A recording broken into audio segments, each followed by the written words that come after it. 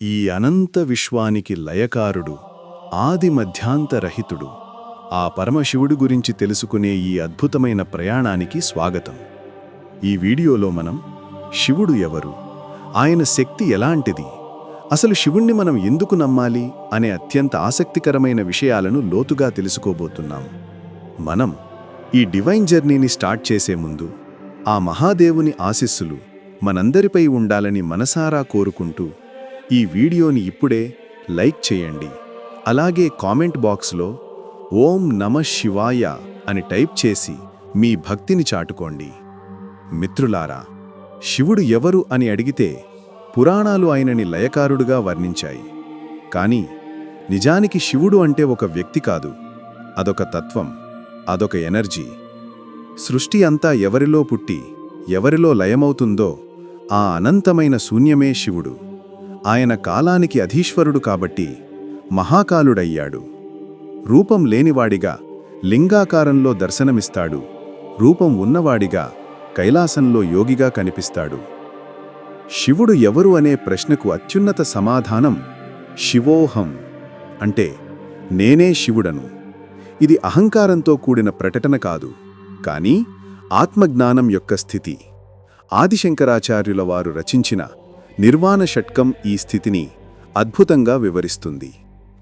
మనో బుద్ధ్యహంకార చిత్తాని నాహం, నేను మనస్సును, బుద్ధిని, అహంకారాన్ని లేదా చిత్తాన్ని కాదు, నేను చిదానంద రూపుడైన శివుడను. దీని అర్థం మనలోని శాశ్వతమైన మార్పులేని సాక్షి చైతన్యమే శివుడు. భక్తుడు ఈ సత్యాన్ని గ్రహించినప్పుడు అతను శివునితో ఏకత్వాన్ని పొందుతాడు. శివుడు అభిషేక ప్రియుడు. ఆయనకు ఆడంబరాలు, ఆభరణాలు అక్కర్లేదు. గుప్పెడు మారేడు తళాలు, కాసిన్ని నీళ్లు, స్వచ్ఛమైన మనస్సు, ఇవి చాలు. మనం పురాణాలలో చూశాం గదా, శ్రీకాళహస్తిలో ఆ భక్త కన్నప్ప శివుడి కంటి నుండి రక్తం కారడం చూసి తన కన్నునే పీకి ఇవ్వడానికి సిద్ధపడ్డాడు. ఆ అమాయకమైన ప్రేమకు, ఆ త్యాగానికి శివుడు పరవశించిపోయాడు. దీన్ని బట్టి మనకు అర్థమయ్యేదేంటంటే, శివుడికి కావాల్సింది పాండిత్యం కాదు, శివుడికి కావాల్సింది ఆర్తి. మీ హృదయంలో నిజమైన ప్రేమ ఉంటే చాలు, ఆయనే మీ దగ్గరకు వస్తాడు. మరి శివుణ్ణి మనం ఏమి కోరుకోవాలి? ధనం, ఆరోగ్యం, ఇవి అందరూ కోరుకుంటారు. కానీ శివతత్వం తెలిసిన వాళ్ళు నన్ను ఈ జనన మరణ చక్రం నుంచి విముక్తుణ్ణి చెయ్యి అని కోరుకుంటారు. లేదా మనలోని అజ్ఞానాన్ని, అధికార్యాన్ని దహించేయమని ఆ దారిద్ర్య దహన స్తోత్రంతో ప్రార్థిస్తారు. మరి శివుణ్ణి ఎందుకు నమ్మాలి? ఎందుకంటే లోకమంతా అమృతం కోసం పాకులాడుతుంటే లోకరక్షణ కోసం హాలాహలాన్ని గొంతులో దాచుకున్న ఏకైక దైవం ఆయన. సమాజం వెలివేసిన వారిని, భూతగణాలను కూడా ఆదరించే కరుణామయుడు ఆయన. అందుకే ఆయన మహాదేవుడు అయ్యాడు. శివుడు ప్రళయకాలంలో సమస్త సృష్టిని తనలో లయం చేసుకుని తిరిగి నూతన సృష్టికి మార్గం సుగమం చేసే పరివర్తనకారుడు.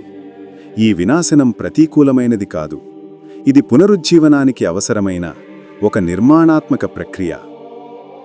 అద్వైత వేదాంతం ప్రకారం శివుడు బ్రహ్మన్, అంటే రూపం, గుణం మరియు క్రియలకు అతీతమైన స్వచ్ఛమైన చైతన్యం. శివోహం అంటే నేనే శివుడను అని అర్థం. అంటే శివుడెక్కడో కైలాసంలో లేడు, మీలో, నాలో, మనందరిలో అంతర్యామిగా ఉన్నాడు. ఆ నిజాన్ని తెలుసుకోవడమే నిజమైన శివపూజ. ఈ వీడియో ద్వారా ఆ శివతత్వం మీకు అర్థమైందని భావిస్తున్నాను. ఈ వీడియో మీకు నచ్చితే లైక్ చేయండి, మీ స్నేహితులకు, కుటుంబ సభ్యులకు షేర్ చేసి ఆ శివతత్వాన్ని పంచండి. మరిన్ని ఆసక్తికరమైన ఆధ్యాత్మిక విశేషాల కోసం మన ఛానల్ని ఇప్పుడే సబ్స్క్రైబ్ చేసుకోండి. పక్కనే ఉన్న గంట సింబల్ని కొట్టడం మర్చిపోకండి. మరో అద్భుతమైన వీడియోతో మళ్ళీ కలుద్దాం. ఓం నమః శివాయ.